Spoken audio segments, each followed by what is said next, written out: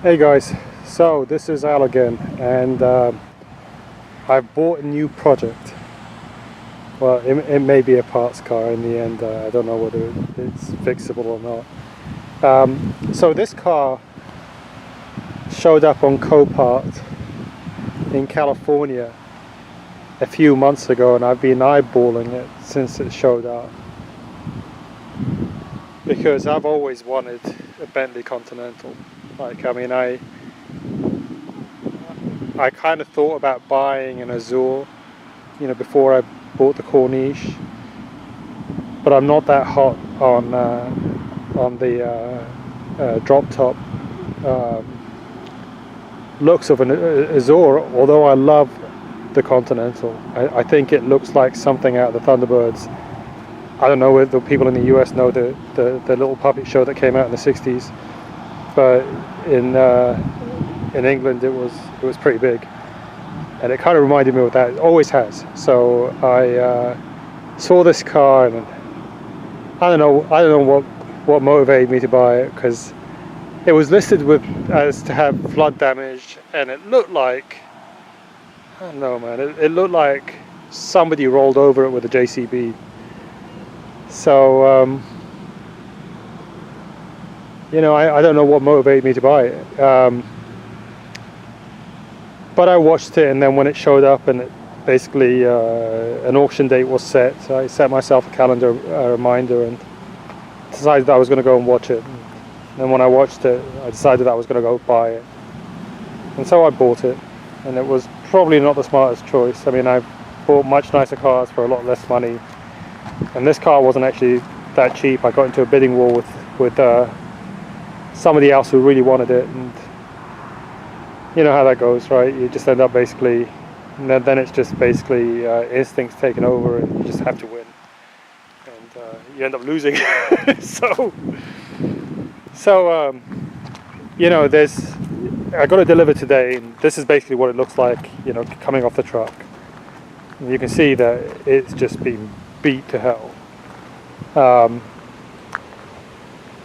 But there's a silver lining, right? There's actually a silver lining to all this.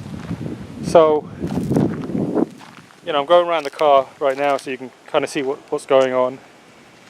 And, it was listed as a flood damaged car, but I don't think it was in a flood.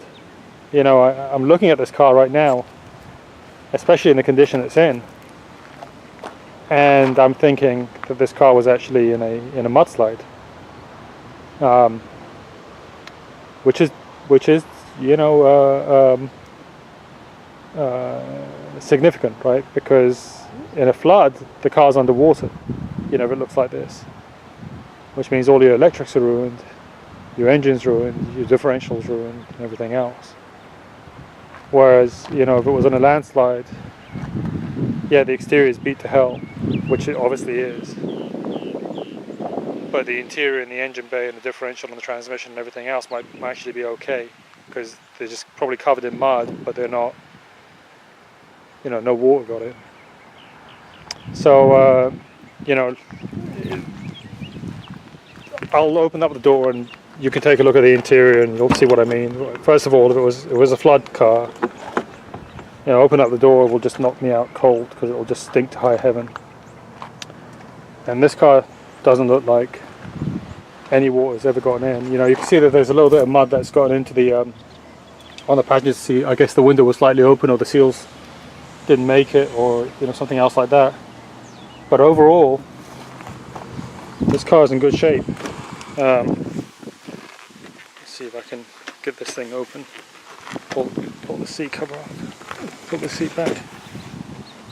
So look at this. I mean, this car is amazing. It is just like a brand new car on the inside.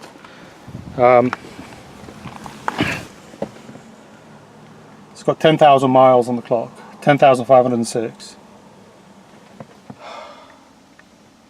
This was a really nice car at one time.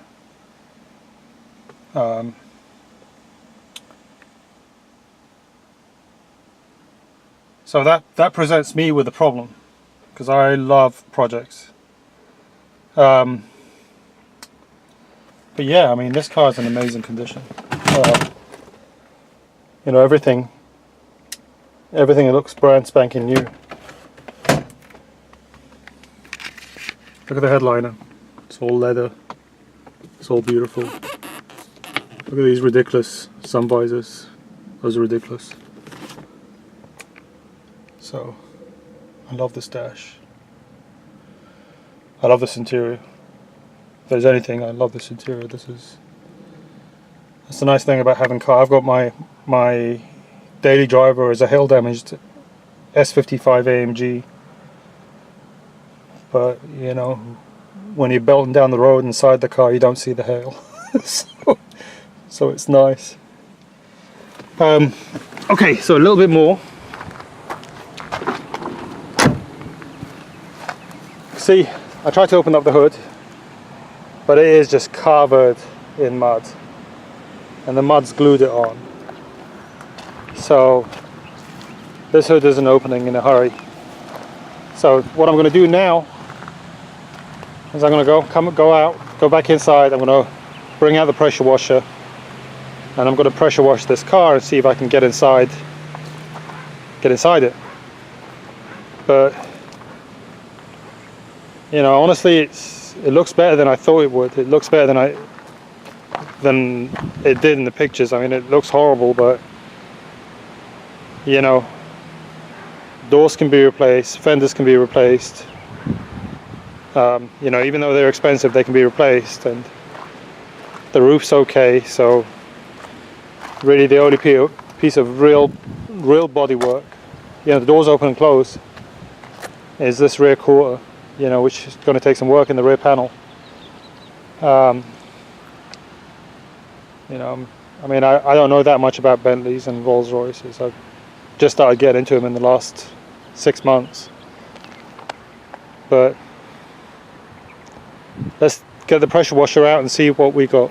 All right, so turning off right now, and I'll be back once I've blasted this thing. All right, so I gave it a good pressure wash, and I tried to get as much as I could, you know, all the dirt off. There's a lot of mud. I mean, the more I look at this car, the more I think that this car has been in a mudslide or something like that, because like if you look behind the wheels, there's just mud everywhere.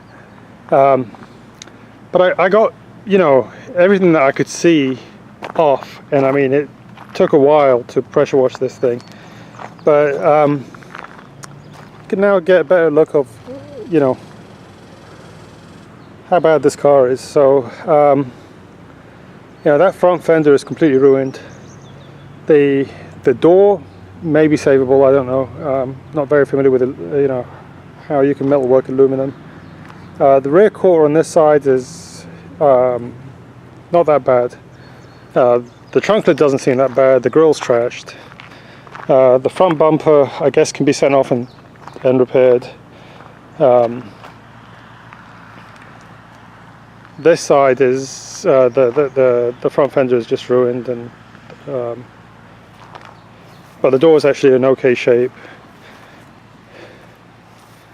and that rear quarter panel's seen better days. So you know, that's a job for my buddy. I don't know how to fix that kind of thing, but my buddy over here, who shares the space with me, is a pretty good body man, and you know, he has a frame machine, and you know, I'd like to get his opinion.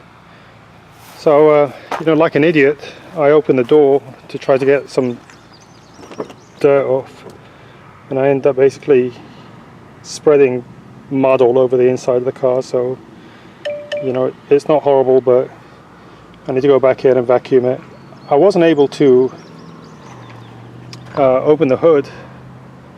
I have a friend of mine that's coming over right now to help me push this car inside, and you know, I can see I can see the hood try to unlatch, but I'm not sure why it's not opening. It could be because the grille's pressing up against it, or it could be that, you know, the latch is damaged or something like that. So we'll figure that out. We'll try to figure it out. So